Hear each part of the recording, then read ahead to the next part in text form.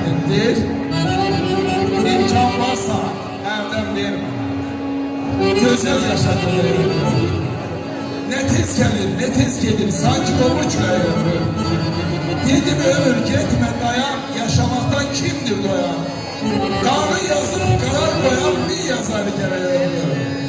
80 yaşa kim razıymış, o dağı dayazıymış.